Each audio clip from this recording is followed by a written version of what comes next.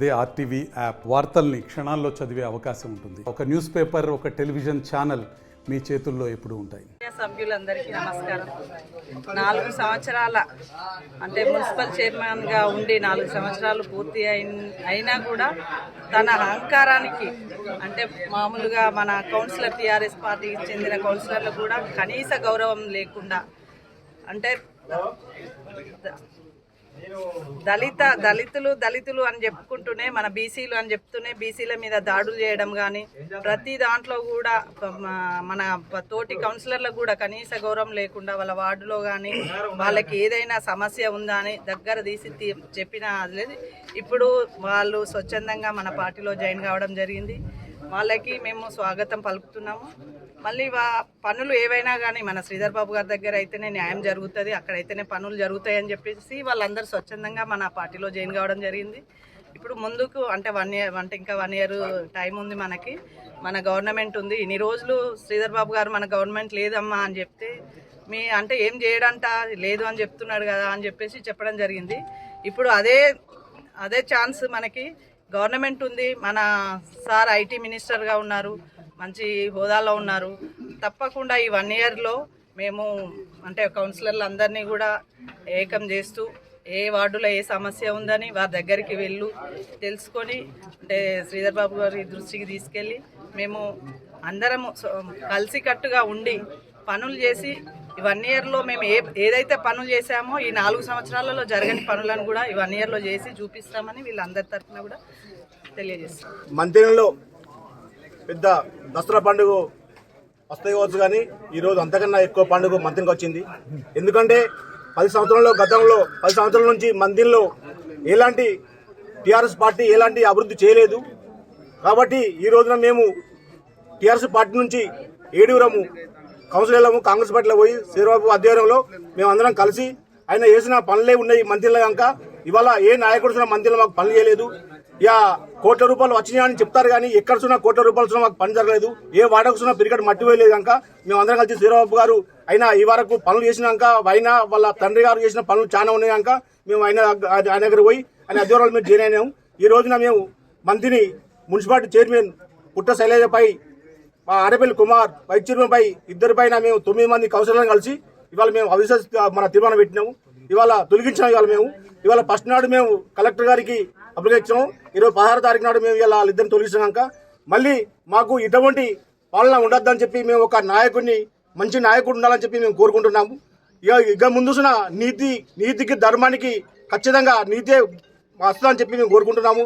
ఈ సమావేశానికి వచ్చిన విలేకరులు కానీ లేకుంటే కాంగ్రెస్ పార్టీ నాయకులు, పోతే సర్పంచులు, ఎంపీటీసీలు, ఎంపీపీలు, మన జెడ్పీటీసీలు కానీ మన సింగిల్ చైర్మన్లు వీళ్ళందరికీ పేరున పార్టీ తరపున అందరికీ కృతజ్ఞతలు.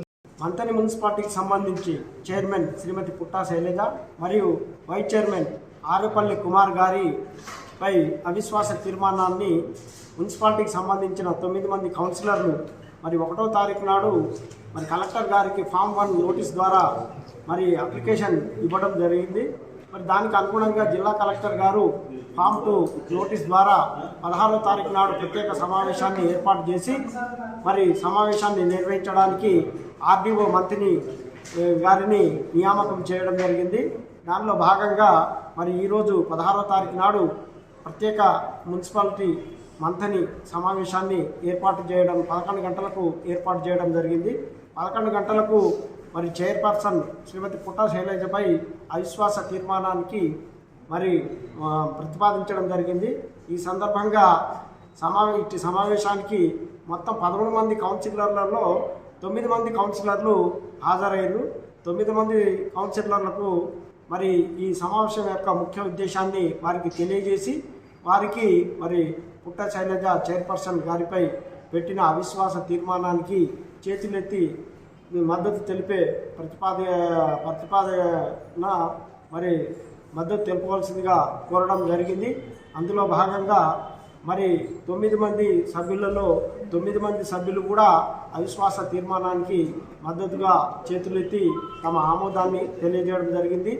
ఎవరు కూడా మరి వ్యతిరేకించలేదు, అదేవిధంగా తటస్థంగా కూడా ఎవరు లేరు. కాబట్టి ఈ సమావేశంలో ప్రవేశపెట్టిన మరి చైర్పర్సన్ శ్రీమతి పుట్టా శైలజపై పెట్టిన తీర్మానాన్ని ఆమోదించినట్టుగా ప్రకటించడం జరిగింది. అదేవిధంగా వైస్ చైర్మన్పై 12 గంటలకు మరలా సమావేశాన్ని ఏర్పాటు చేయడం జరిగింది. వైస్ చైర్మన్పై పెట్టిన అవిశ్వాస తీర్మానానికి మరి 9 మంది వార్డు కౌన్సిలర్లు హాజరయ్యారు. 9 మంది వార్డు కౌన్సిలర్ల సంతకాలు తీసుకొని వారికి కూడా మున్సిపల్ యాక్ట్ ప్రకారంగా వైస్ చైర్మన్పై పెట్టిన అవిశ్వాస తీర్మానానికి మద్దతుగా మరి తమ చేతులెత్తి ఆమోదం తెలపవలసిందిగా సమావేశంలో వారిని కోరడం జరిగింది. ఆ సందర్భంగా వచ్చిన 9 మంది కౌన్సిలర్లు కూడా వారు వ్యతిరేకంగా వైస్ చైర్మన్ కుమార్పై పెట్టిన అవిశ్వాస తీర్మానానికి మద్దతుగా తమ చేతులు ఎత్తి ఆమోదం తెలపడం జరిగింది.